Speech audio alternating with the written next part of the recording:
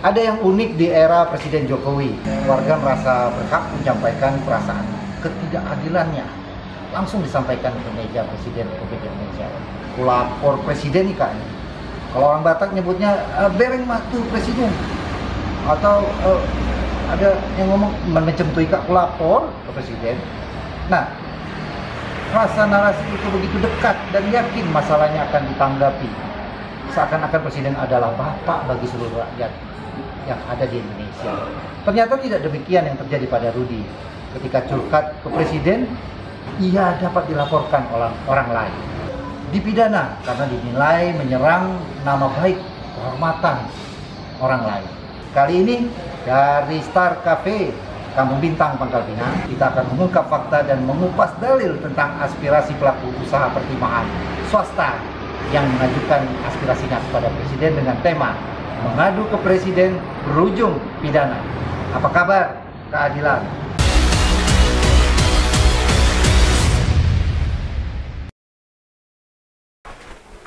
Begitu besarnya harapan masyarakat bisa menyuarakan aspirasi yang terjadi di daerahnya langsung kepada Presiden. Saya pikir itu adalah hak konstitusi setiap orang. Nah, hadir bersama saya hari ini adalah Pak Rudi. Pak Rudi sebagai seorang pengurus dari Asosiasi Industri Pertimahan. Ya, sebenarnya apa yang Anda surati kepada Bapak Presiden Republik Indonesia? Jadi begini, yang menjadi isi dari surat yang kami adukan, saya bahasakan adukan ya, karena kita menganggap Presiden adalah sebagai orang tua gitu. Yang kami adukan itu adalah dipicu dari ketidakmampuan industri timah di Bangka Belitung untuk bisa beroperasi. Ya, kenapa harus melapornya ke Presiden? Ya, karena negara ini termasuk bisnis pertimahan, semuanya itu diatur oleh regulasi. Nah, regulasi itu merupakan core-nya dari pemerintah, ya, dan Presiden sebagai pimpinan tertinggi di negara ini, saya pikir itu merupakan arah yang tepat untuk tempat kami mengadu. Gitu kan. Nah, apa yang sih yang kami laporkan, kami adukan kepada Presiden, itu merupakan sebuah regulasi ya, yang bukan kami anggap, menurut saya itu sudah terbukti membuat tidak beroperasinya, bahkan bisa saya bilang mati ya, karena sampai hari ini udah berjalan 2 tahun. Secara angka berapa banyak yang adinya hidup, sekarang industri timahnya mati? Di Bangka Belitung ini ada lebih kurang itu 30 industri smelter, ya, industri peleburan timah. Dan hari ini yang tidak bisa berjalan itu, ya, akibat regulasi yang dikeluarkan oleh Dirjen Minerba itu mencapai 20 perusahaan. Berarti sisanya itu ada yang hidup diam-diam, gitu kan? Nah, itu dampak yang real ya, dampak yang real dari regulasi yang dikeluarkan oleh Dirjen. Itu Permen nomor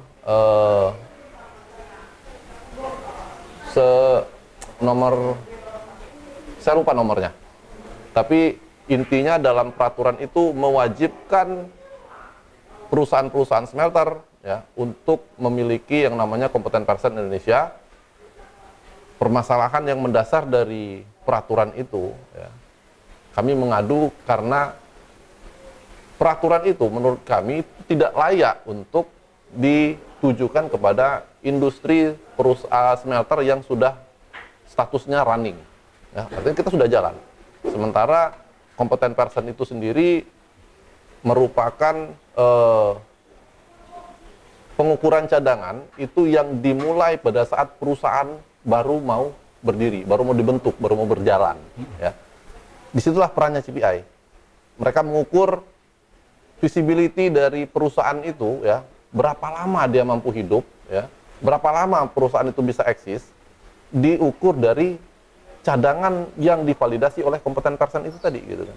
Nah, kalau perusahaan yang sudah running, apalagi yang mau di validasi gitu kan. Nah, ini salah satu yang menjadi permasalahan. Kenapa itu ditujukan kepada industri smelter yang sudah running? Itu satu. Kedua, kami sudah mengkonsultasikan itu kepada pihak KCMI ya. Mereka yang menelurkan SDM CPI itu, dan mengatakan bahwa aturan terkait kompeten person ya, validasi cadangan itu lebih dikenakan kepada perusahaan-perusahaan. Pertama itu kontrak karya, kedua BUMN, atau perusahaan yang melakukan listing saham di lantai bursa. Sebagai itu fungsinya untuk apa sih? Validasi dari kompeten person, fungsinya itu sebagai jaminan investasi. Jadi pada saat saya mau beli perusahaannya Bang John gitu ya, salah satu yang mau saya lihat itu adalah hasil validasi dari kompeten personnya gitu kan. Bang John, saya mau lihat hasil validasi. Kalau ternyata hasil validasi itu ternyata lifetime dari perusahaan yang saya mau beli dari Bang John itu sisanya tinggal 5 tahun, visible nggak kalau saya beli gitu? Ya. Itu fungsinya. Ya. Nah, kalau ternyata ini masih 20 tahun, cadangannya sekian, itulah yang menjadi jaminan saya untuk berinvestasi, meng-take over perusahaan dari Bang John gitu. Nah, baik, kalau itu tanpa itu untuk apa gitu kan? Baik, kalau seandainya Anda ingin menyampaikan bahwa ketika regulasi ini dibiarkan, yang tadi menerbitkan adanya satu klausal syarat, adanya kompeten person tadi, lalu menimbulkan masalah di Bangka Belitung. Nah, masalah apa yang Anda sampaikan kepada Presiden? Apa yang timbul di Bangka Belitung? Yang kami sampaikan kepada Presiden itu, ya salah satunya adalah data. Ini loh Pak Presiden, sekian perusahaan ini yang kena dampaknya, ya terkena dampaknya apa? Nggak bisa operasi. Tidak bisa operasi, terus akhirnya PHK. Mati. Nah, kalau perusahaan mati,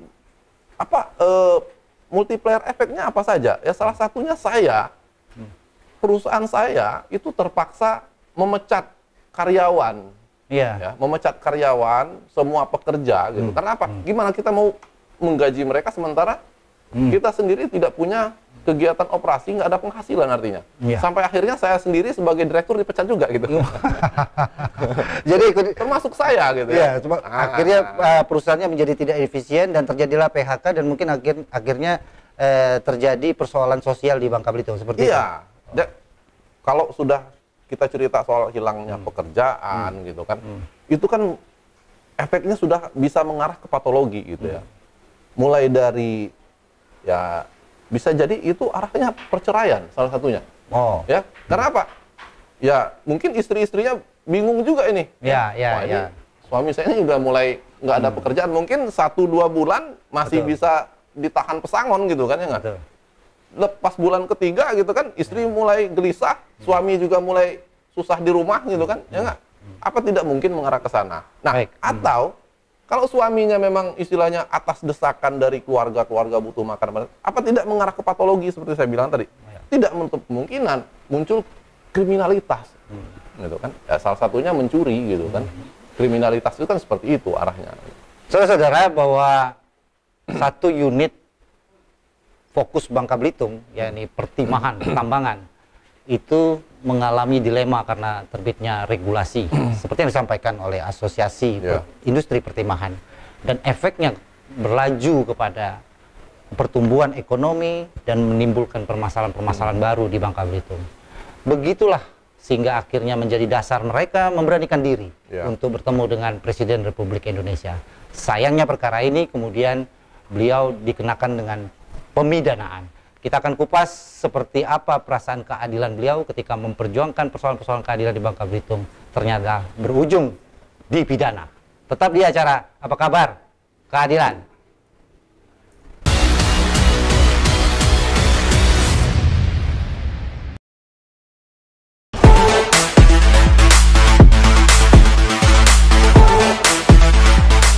Kalau kamu ada di Kota Pangkal Pinang, pasti tahu tentang Kampung Bintang, sebuah tempat yang banyak kuliner di sana.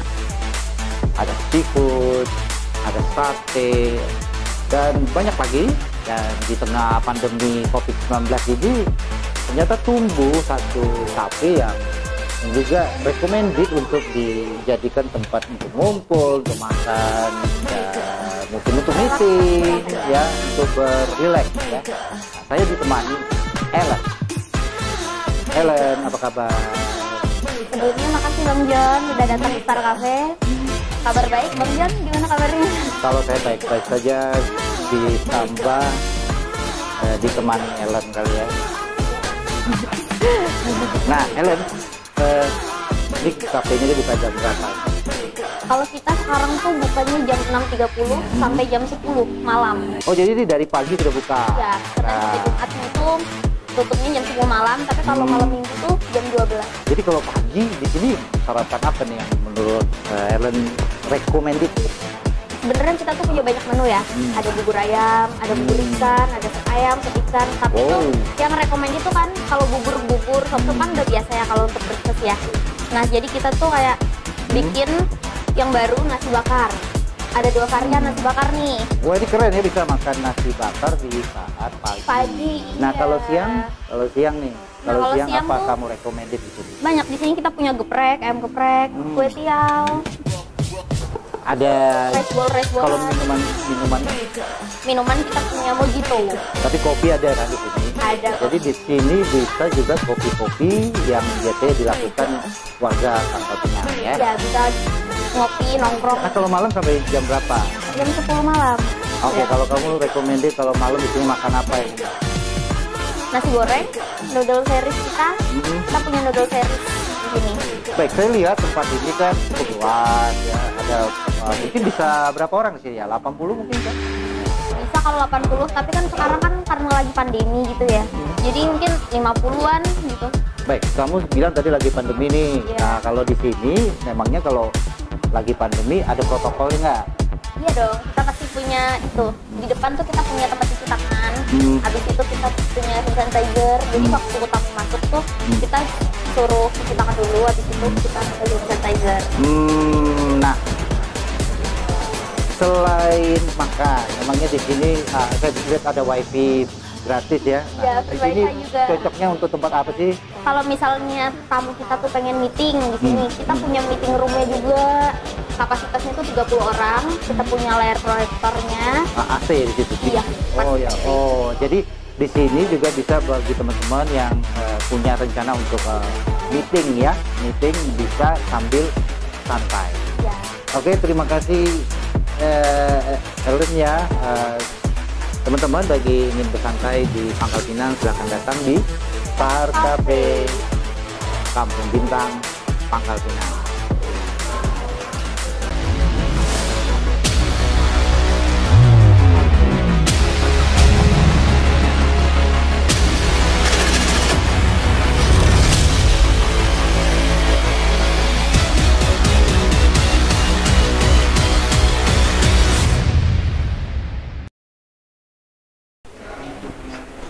Saudara-saudara, pertimahan adalah aset produksi bagi masyarakat Bangka Belitung.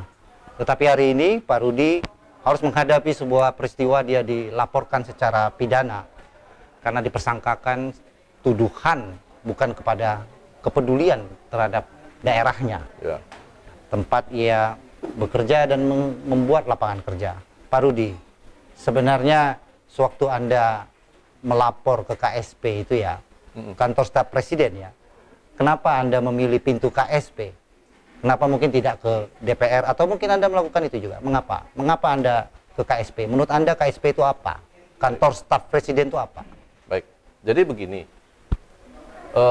saya agak mundur sedikit ya. Pada saat Presiden Jokowi menyampaikan pidato kemenangan di Sentul ya, pada 30 Juli 2019, apa yang disampaikan beliau? Ya, sederhanakan regulasi. Itu salah satu misi dari Pak Jokowi. Sederhanakan regulasi, bukan dibikin ribet, pangkas regulasi gitu, bukan dibikin semakin banyak. Ya, saya terpicu atas statement beliau. Ya, dengan permasalahan yang terjadi di Bangka Belitung, akhirnya ya kenapa kita tidak laporkan saja ini ke presiden? Dan ini sudah eranya di mana semua orang bisa berbicara, ya, di mana semua orang bisa berbicara. Nah, kenapa harus KSP? Ya, kita ingin menunjukkan cara-cara bermartabat, ya. Sekarang kita mau berkirim surat ke satu perusahaan, satu instansi, ya, itu selalu masuknya ke tata usaha, gitu kan. Nah, kenapa KSP? Ya KSP memang yang menjadi apa namanya media tempat menyampaikan segala aspirasi ke presiden, karena isi dari KSP itu kan adalah para staf ahli utama, gitu kan. Ya, dan kami syukuri KSP merespon surat itu. Tapi tampaknya kan Anda bukan dipidana karena melapor di KSP kan? Ada kaitannya? Baik, Anda sebenarnya menuduh menurut pasal yang saya bantah kalau saya dibilang menuduh, ya. Fakta-fakta persidangan, ya, menyudutkan saya dengan bahasa saya sudah menuduh, gitu kan. Tapi faktanya tidak. Sebenarnya Anda ini menuduh atau sedang apa yang Anda lakukan? Kalau bukan menuduh ini apa namanya? Kalau menuduh itu kan begini, umpamanya Anda bilang ada sesuatu yang tidak ada tapi tidak terjadi. Kalau gitu saya ya. merasa, ya, saya bukan menuduh, tapi sebaliknya saya ini dikriminalkan, gitu. Baik. Dan dianggap menuduh. Saya dianggap menuduh, ya. Dengan bahasa saya dianggap menuduh, berarti saya dikriminalkan, gitu. Saya dilaporkan, itu dasarnya cuma surat kaleng. Harus digarisbawahi, dan itu saya sampaikan di pengadilan sebagai fakta.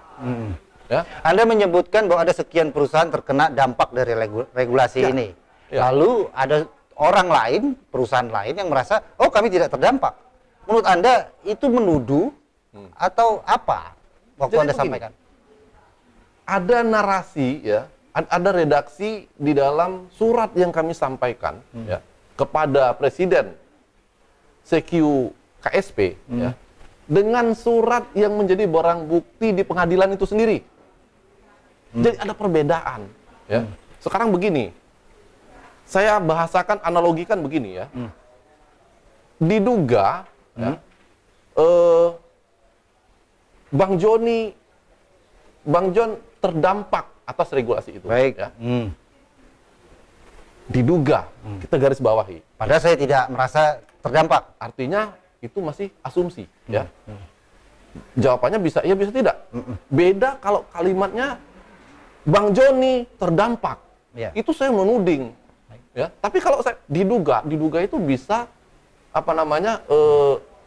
Bisa itu kan menjadi apa namanya? Perkiraan, ya, perakiraan. Baik. Bisa terdampak, bisa tidak. Artinya kalau ternyata Bang Joni tidak terdampak, ya bisa abaikan, gitu kan? Bisa diabaikan, silakan, gitu kan?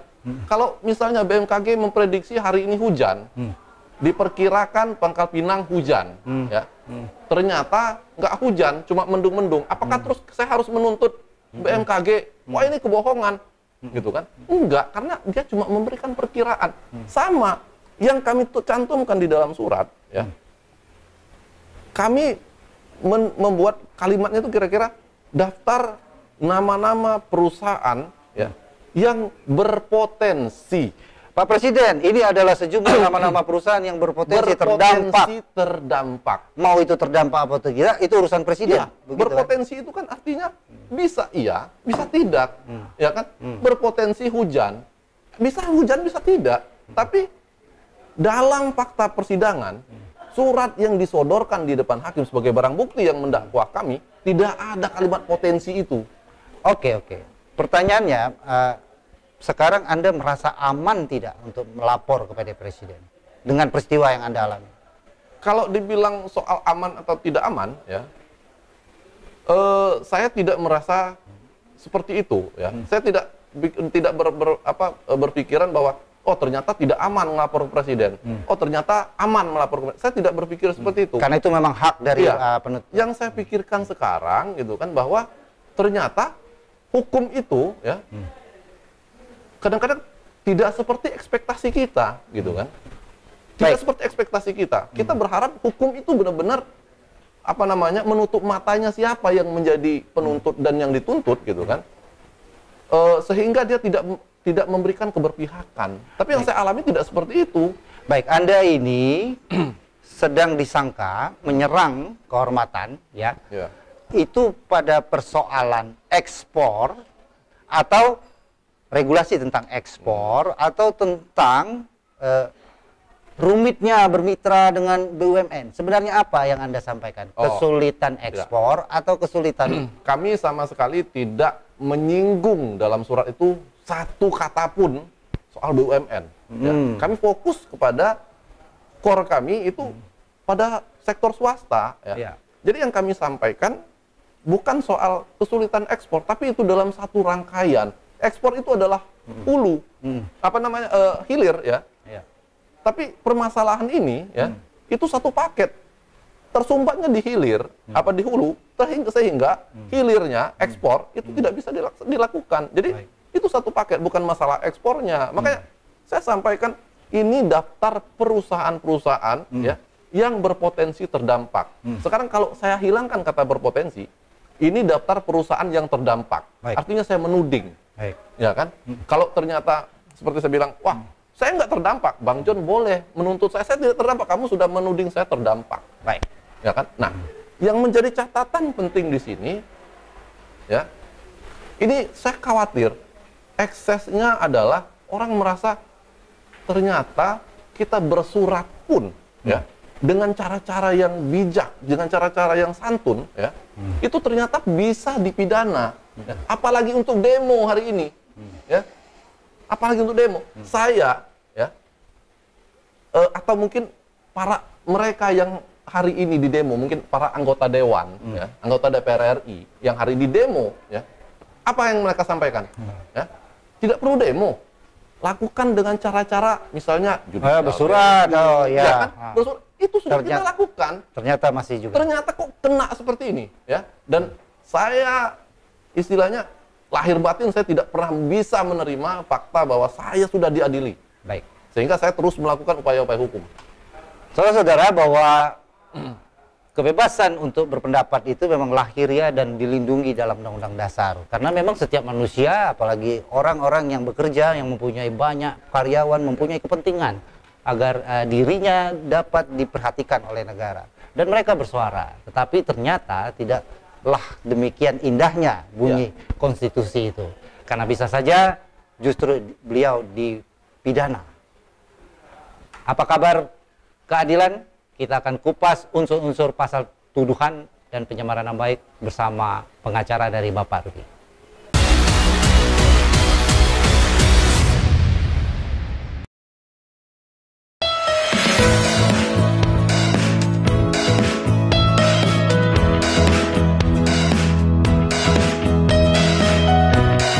Ternyata untuk mendukung ketahanan pangan di keluarga dan lingkungan di rumah kita bisa memanfaatkan halaman rumah ataupun halaman kantor kita. Tidak perlu menggunakan halaman yang luas, cukup menggunakan polybag, asal treatmentnya benar, kita akan mendapatkan hasil pangan yang baik dan benar. Dukung ketahanan pangan Indonesia. Yeay!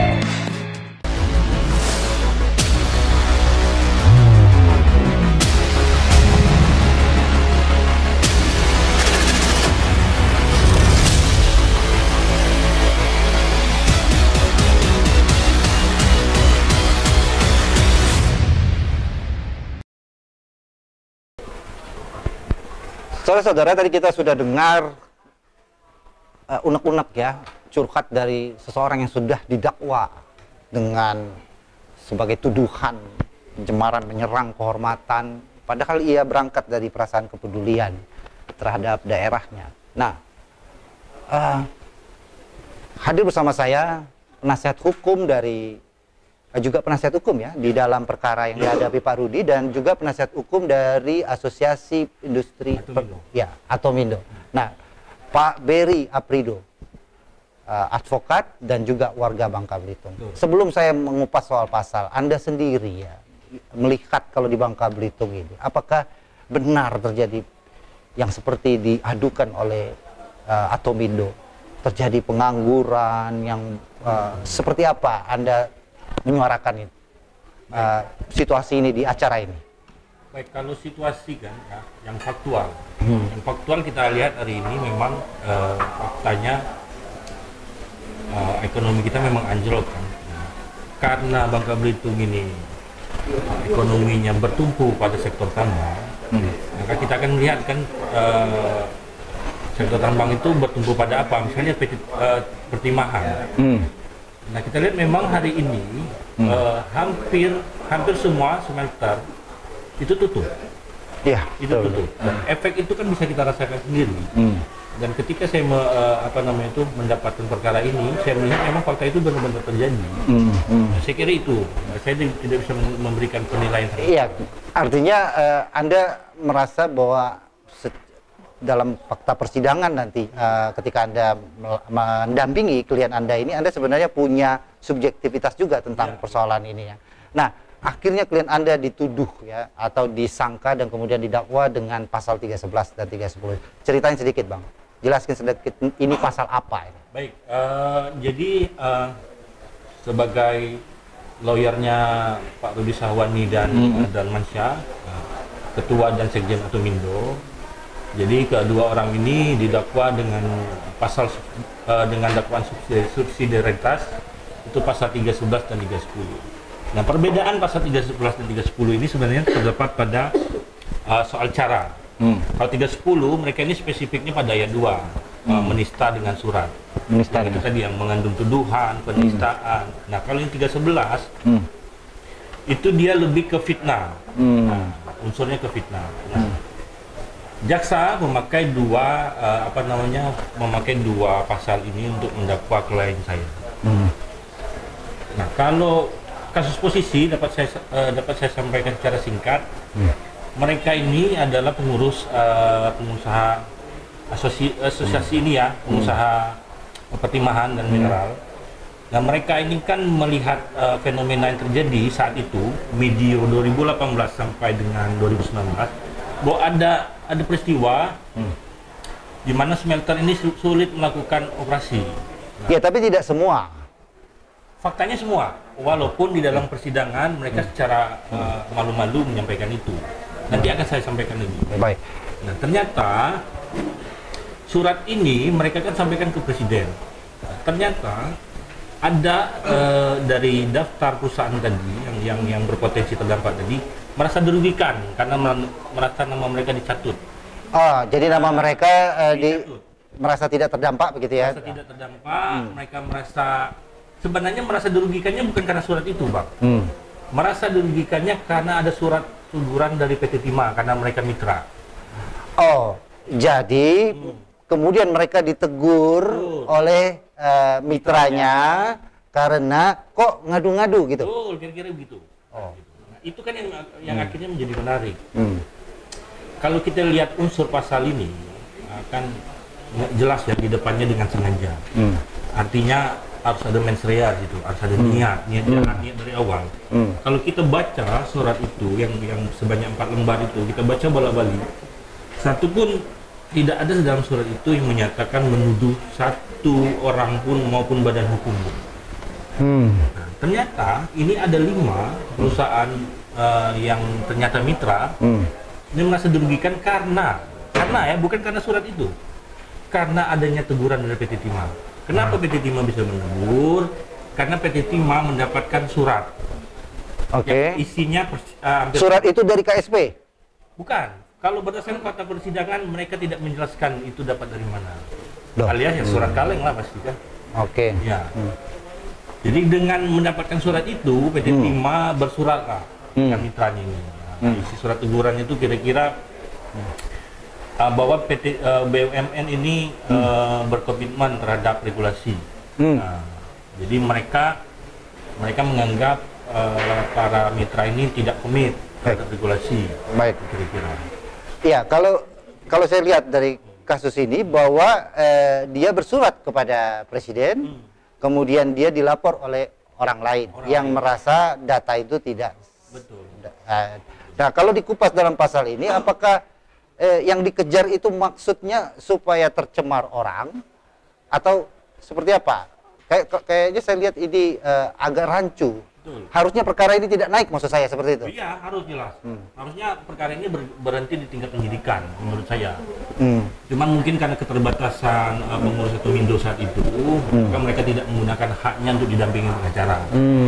Kalaupun itu terjadi di tingkat penyidikan, saya yakin perkara itu akan berhenti. Baik. Nah, begitulah dalam praktek beracara ya. Ternyata kalau saja korbannya bukan perusahaan besar, ya, apakah secepat ini penanganan perkaranya ya? Sebaliknya jika pelakunya adalah orang yang memiliki kehormatan begitu ya, maka dia bisa untuk mengkriminalkan orang atau dia terlolos dari unsur pasal-pasal seperti ini. Nah, jawabannya pasti tergantung tentang dua alat bukti yang dimiliki dalam perkara ini. Kita akan kupas di acara Apa Kabar Keadilan.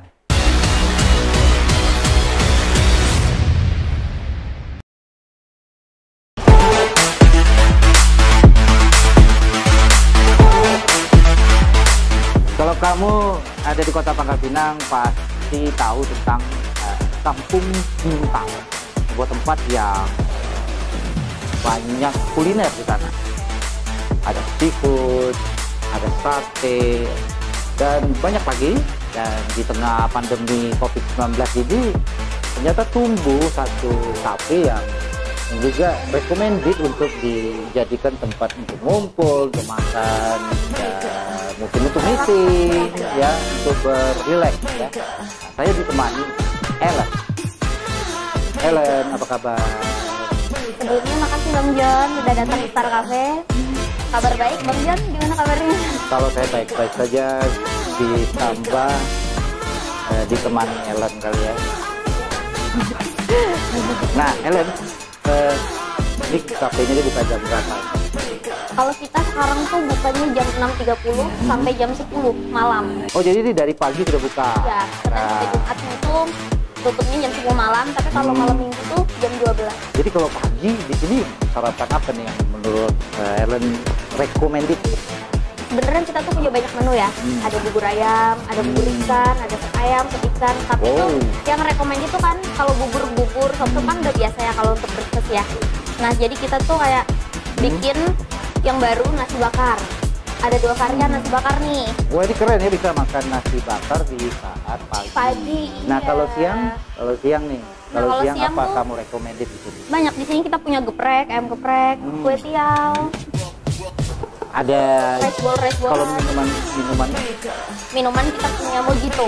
tapi kopi ada kan di sini. Ada. Jadi di sini bisa juga kopi-kopi yang biasanya dilakukan warga Pangkal Pinang ya. Ya, bisa ngopi, nongkrong. Nah, kalau malam sampai jam berapa? Jam 10 malam. Oke, Ya. kalau kamu recommended kalau malam di sini makan apa ya? Nasi goreng, noodle series kita. Kita punya noodle series di sini. Baik, saya lihat tempat ini kan cukup luas ya. Ada mungkin bisa berapa orang di sini ya? 80 mungkin kan? Bisa kalau 80, tapi kan sekarang kan karena lagi pandemi gitu ya. Jadi mungkin 50-an gitu. Baik, kamu bilang tadi lagi pandemi nih. Iya. Nah, kalau di sini memangnya kalau lagi pandemi ada protokolnya nggak? Iya dong, kita pasti punya itu. Di depan tuh kita punya tempat cuci tangan. Habis itu kita punya hand sanitizer. Jadi waktu tamu masuk tuh kita suruh cuci tangan dulu. Habis itu kita pakai hand sanitizer. Nah, selain makan, memangnya di sini saya lihat ada wifi gratis ya. Iya, Di free sini wifi juga. cocoknya untuk tempat apa sih? Kalau misalnya tamu kita tuh pengen meeting di sini, kita punya meeting roomnya juga. Kapasitasnya tuh 30 orang. Kita punya layar proyektornya. AC di situ. Iya, Oh pasti ya. AC. Oh, jadi di sini juga bisa bagi teman-teman yang punya rencana untuk meeting ya. Meeting bisa sambil santai. Ya. Oke, terima kasih Ellen ya. Teman-teman bagi ingin bersantai di Pangkal Pinang silahkan datang di Star Cafe Kampung Bintang, Pangkal Pinang.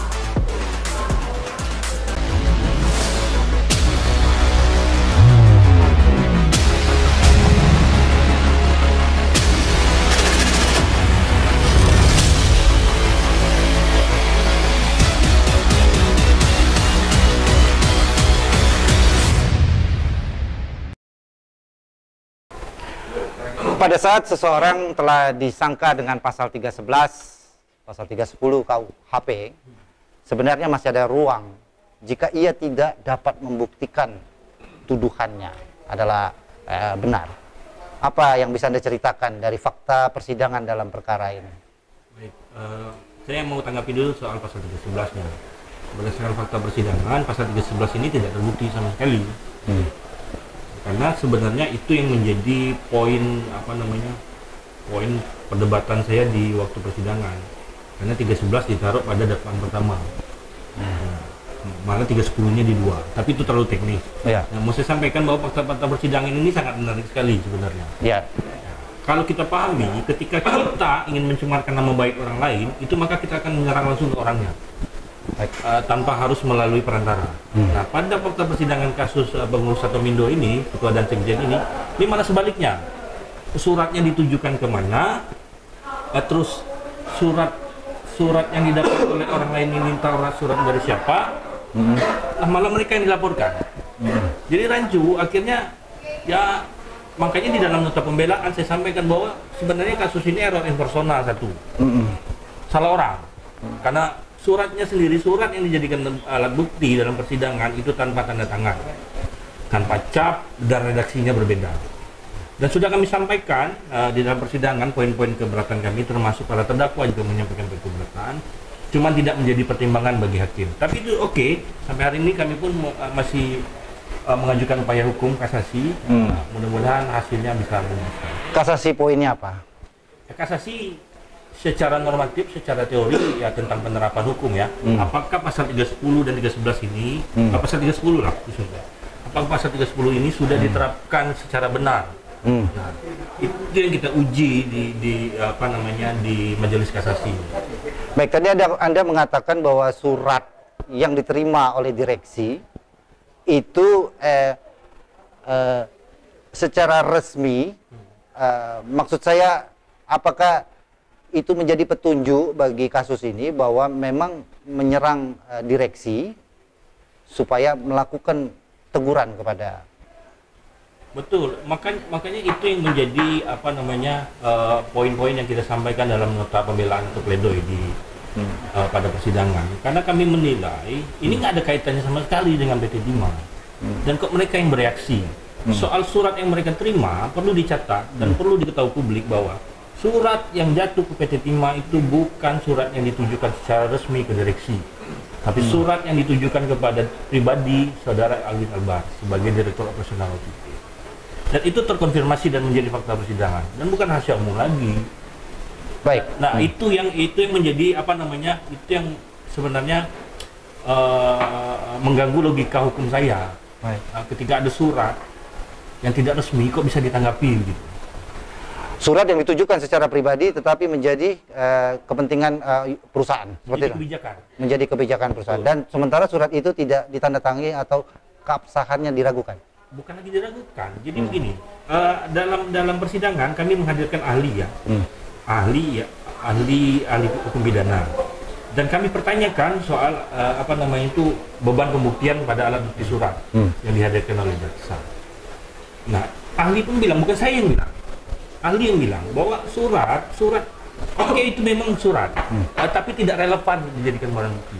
Artinya alat bukti itu dia menjadi berkualitas ketika bukan kuantitas yang dihitung, kualitas alat bukti itu sendiri. Gitu, Pak. Baik, hukum memang kadang terjebak pada persoalan hukum acara, pasal, unsur dan segala macam. Anda ingin menyampaikan apa? Karena faktanya hari ini orang bersurat ke presiden itu bisa berujung dipidana dengan disangkaan tuduhan dan menyerang kehormatan orang lain. Apa yang ingin Anda sampaikan? Baik, saya ingin menyampaikan begini, pertama ini presiden buruk untuk menegakkan hukum, kedua ini presiden buruk untuk demokrasi. Terus kami berharap, kami menghormati dulu putusan hakim yang pada tingkat pertama dan kedua, dan kami punya harapan yang besar pada Majelis Kasasi Mahkamah Agung untuk menggunakan kemuliaan mereka sebagai hakim, untuk menggunakan di luar teori-teori hukum yang ada. Mereka bisa menggali rasa keadilan di masyarakat sendiri. Apakah penerapan pasal ini sudah tepat, atau apakah nilai keadilan itu sebenarnya sudah benar-benar terwujud dalam perkara ini. Itu harapan saya. Nah, soal apa namanya, soal hari ini orang berkirim surat ke presiden itu seperti menjadi hal yang biasa, ya itu apa namanya, itu mungkin yang mencirikan presiden kita hari ini, presiden yang bisa berkomunikasi langsung dengan rakyat.